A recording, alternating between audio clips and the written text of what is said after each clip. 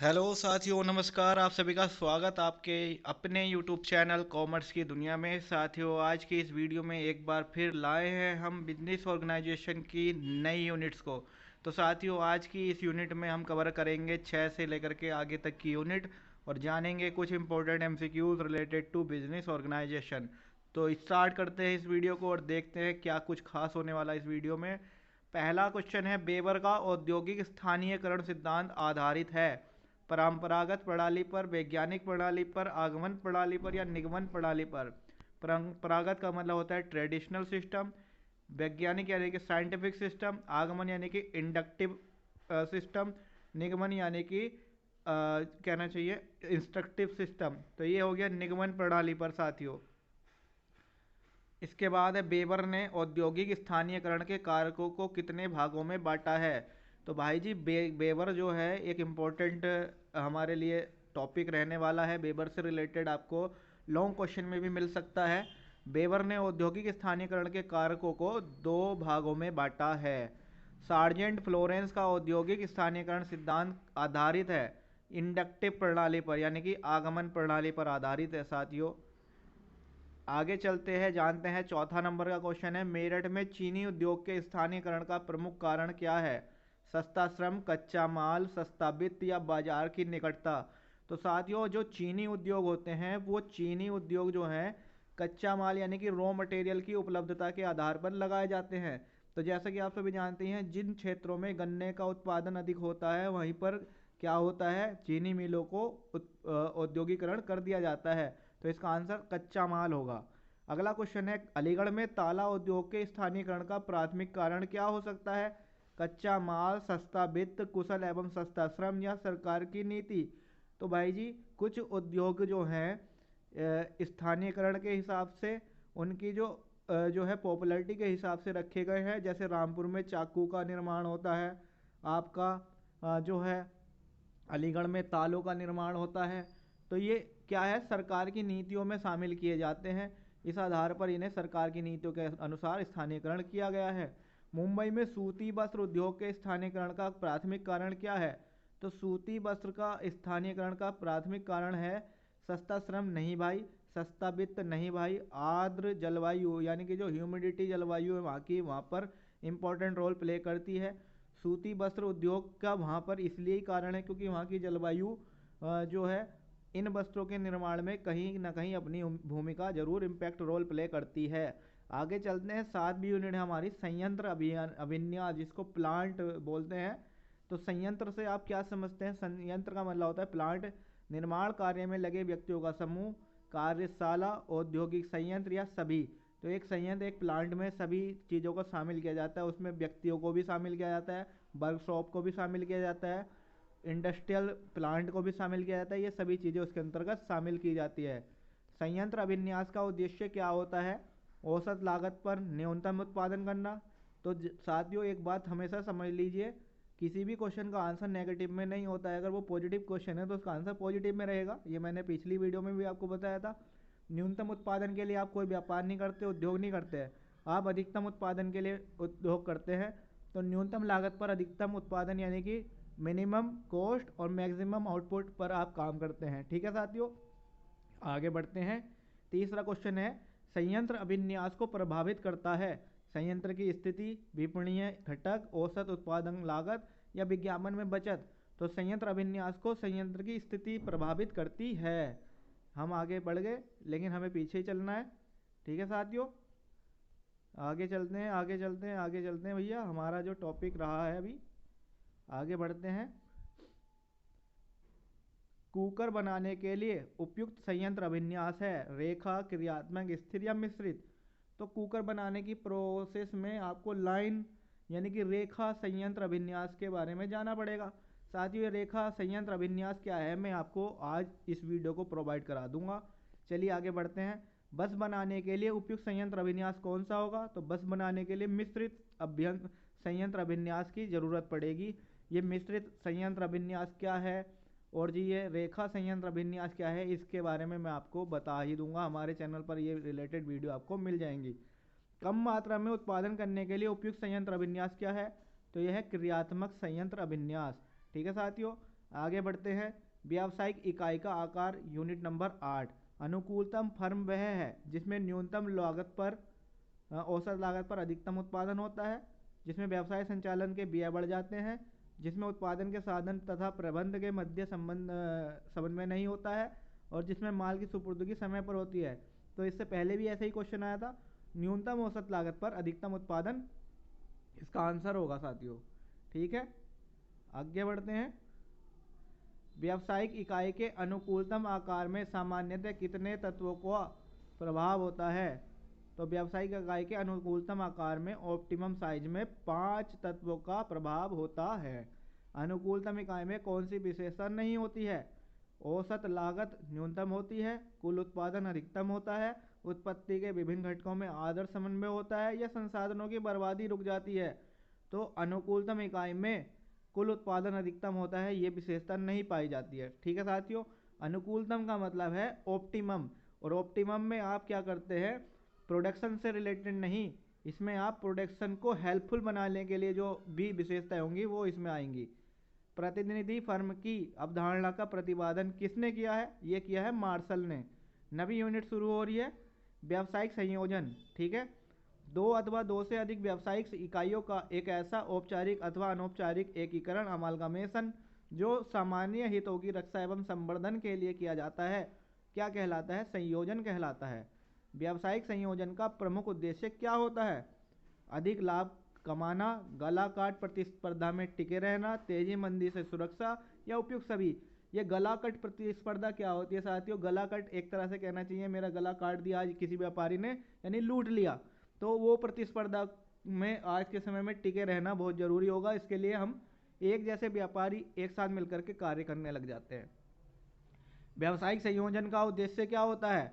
बड़े पैमाने पर लाभ प्राप्त करना, लागत में कमी लाना, गला काट प्रतिस्पर्धा पर नियंत्रण, या उपयुक्त सभी। तो साथियों तीनों चीजें पॉजिटिव है, तो पॉजिटिव आंसर इसके बनेंगे। चौथे नंबर का क्वेश्चन है, व्यावसायिक संयोजन का सृजन निम्नलिखित में से कौन सा लाभ प्राप्त करने के लिए किया जाता है? अनुपयोगी प्रतिस्पर्धा को टालना, बड़े पैमाने पर व्यवसाय की बचतें प्राप्त करना, व्यावसायिक इकाई को संयुक्त होने एवं एकाधिकार स्थापित करने में सक्षम करना, या उपयुक्त सभी। तो यहाँ पर भी उपयुक्त सभी आंसर होगा। अगला क्वेश्चन है, समतल संयोजन का पर्यायवाची नहीं है। इकाई संयोजन, क्षैतिज संयोजन, विकर्णीय संयोजन, या समांतर संयोजन। तो ये होगा विकर्णीय यानी कि डायगोनल संयोजन।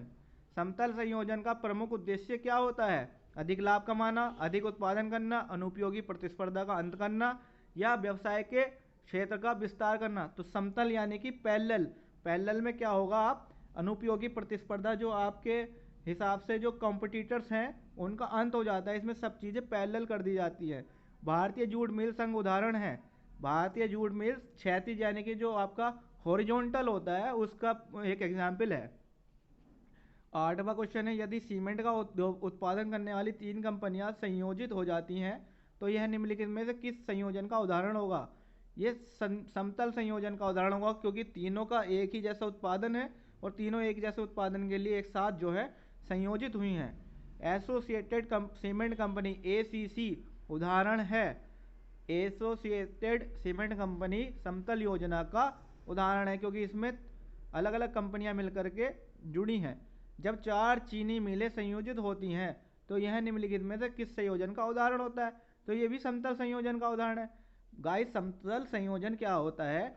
एक जैसे वित्तीय उपक्रमों का एक साथ मिल जाना समतल संयोजन के अंतर्गत आता है। 11वां क्वेश्चन है, एक ही उद्योग की क्रमागत अवस्थाओं में, क्रमागत यानी कि कॉन्जिक्यूटिव अवस्थाओं में कार्यरत संस्थाओं का संयोजन क्या कहलाता है? एक ही उद्योग की जो क्रमागत अवस्थाएं हो जाएंगी तो वो लंबवत हो जाएंगी। लंबवत यानी कि पैरेलल, नहीं सॉरी पैरेलल नहीं, परपेंडिकुलर। ठीक है, जब एक सीमेंट कंपनी, एक इस्पात कंपनी एवं एक रसायन कंपनी संयोजित होती है तो ऐसा संयोजन कहलाता है। तो साथियों इसमें तीनों चारों अलग अलग कंपनियां, तो इसलिए चक्रीय अथवा वृत्तीय संयोजन कहलाएगा। ठीक है साथियों, हमने समतल समझ लिया, समतल का मतलब एक जैसी कंपनियां। लंबवत में समझ लिया जब एक कंपनी की सब्सिडरी कंपनी होंगी, यानी कि एक कंपनी से रिलेटेड ही कार्य को अलग अलग कंपनियों में बांट दिया जाए तो वो लंबवत हो गया। और चक्रीय क्या होगा? जब अलग अलग कंपनियां एक साथ मिलती हैं। ठीक है, जब अलग अलग वस्तुओं का निर्माण करने वाली विभिन्न इकाइयां आपस में मिल जाती हैं तो ऐसा संयोजन क्या कहलाता है? ये कहलाता है पार्श्व संयोजन। ठीक है, पार्श्व संयोजन। आगे बढ़ते हैं। मुख्य औद्योगिक इकाई के साथ संबंधित इकाइयों को मिलाने की प्रक्रिया को क्या कहते हैं? इसे कहते हैं केंद्रीकृत पार्श्व संयोजन। मेन इंडस्ट्रियल यूनिट को आप अलग अलग रिलेटेड इंडस्ट्री की यूनिट से जोड़ेंगे तो इसे कहेंगे सेंट्रलाइज पार्श्व संयोजन। जब विभिन्न प्रकार की वस्तुओं का उत्पादन करने वाली इकाइयों का एक ही स्वामित्व एवं नियंत्रण के अंतर्गत एकीकरण किया जाता है तो यह कहलाता है चक्रीय संयोजन। चक्रीय संयोजन का आशय क्या है? एक प्रकार की वस्तुओं का उत्पादन करने वाली संस्थाओं का संयोजन? नहीं भाई, ये तो समतल संयोजन में आएगा। भिन्न प्रकार की वस्तुओं का उत्पादन करने वाली संस्थाओं का संयोजन, बिल्कुल सही आंसर है इसका। किसी संस्था में समान वर्ग के श्रमिकों का संयोजन? नहीं भाई। किसी वस्तु विशेष के उपभोक्ताओं का संयोजन? नहीं भाई। भारत में बिड़ला समूह किस प्रकार के संयोजन का उदाहरण है? तो बिड़ला ग्रुप जो है अलग अलग फैक्ट्री, अलग अलग इंडस्ट्री से जुड़ करके टाई अप करते हैं, तो ये चक्रीय संयोजन में शामिल किए जाते हैं। और साथियों, आज की इस वीडियो का अंत हम यहीं पर करेंगे कि मुख्य उत्पादन में लगी इकाई के साथ आवश्यक सहायक सेवा प्रदान करने वाली इकाइयों का संयोजन क्या कहलाएगा? तो ये कहलाएगा विकर्णीय संयोजन। इसको समझ लीजिए, डायगोनल संयोजन क्या है? मुख्य उत्पादन की जो मेन प्रोडक्शन में लगी यूनिट है उनके साथ आवश्यक सब्सिडरी सेवा प्रदान करने वाली जो इकाई होंगी वो डायगोनल होंगी। ठीक है, ओके गाइस। अब लास्ट क्वेश्चन है और इंपॉर्टेंट क्वेश्चन है, चैम्बर ऑफ कॉमर्स किसका स्वरूप होता है? तो परिषद का, सिंडिकेट का, संधान का या संगठन का? यह है परिषद का। ओके ओके फ्रेंड्स, अब यूनिट नंबर 10 की बारी है। ये लास्ट यूनिट है बिजनेस ऑर्गेनाइजेशन का। इसका नाम है विवेकीकरण, जिसको अंग्रेजी में कहा जाता है रेशनलाइजेशन। प्रथम विश्व युद्ध के पश्चात रेशनलाइजेशन शब्द का प्रयोग सर्वप्रथम किसने किया? यह है वाल्टर रोथेना ने। विवेकीकरण यानी कि रेशनलाइजेशन से क्या मतलब होता है ये जानना जरूरी है। वैज्ञानिक प्रबंध? नहीं भाई। पुरानी मशीनों को नई मशीनों द्वारा प्रतिस्थापित करना? बिल्कुल नहीं। उत्पादन तथा वितरण में सर्वाधिक प्रभावशाली पद्धतियों का उपयोग किया जाना, यही है विवेकीकरण। विवेकीकरण विवेक शब्द से बना है और विवेक का मतलब होता है आपकी बुद्धि और आपके विवेक पर डिपेंड करना कि आप किस परिस्थिति में किस तरह से कार्य करते हैं।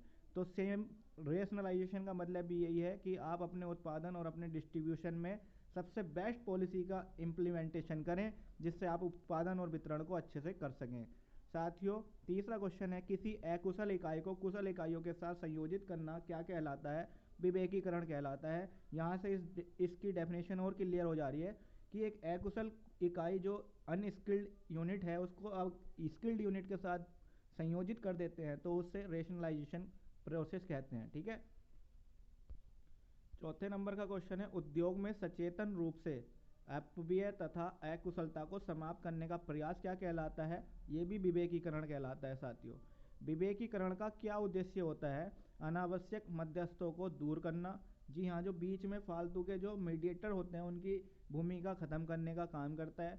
ग्राहकों को कम मूल्य पर वस्तुएं उपलब्ध कराने का काम करता है। पुरानी मशीनों के साथ स्थान पर आधुनिक मशीनों का प्रयोग करना, यानी कि जो भी चीज़ें यहाँ पर पॉजिटिव दिखाई दे रही है सब चीज़ें विवेकीकरण के उद्देश्य के अंतर्गत आ जाती हैं। अगला क्वेश्चन है, विवेकीकरण से संबंधित है विशिष्टीकरण यानी कि स्पेशलाइजेशन, प्रमापीकरण यानी कि स्टैंडर्डाइजेशन, आधुनिकीकरण यानी कि मॉडर्नाइजेशन और उपयुक्त सभी चीज़ें इसमें शामिल कर ली जाएंगी।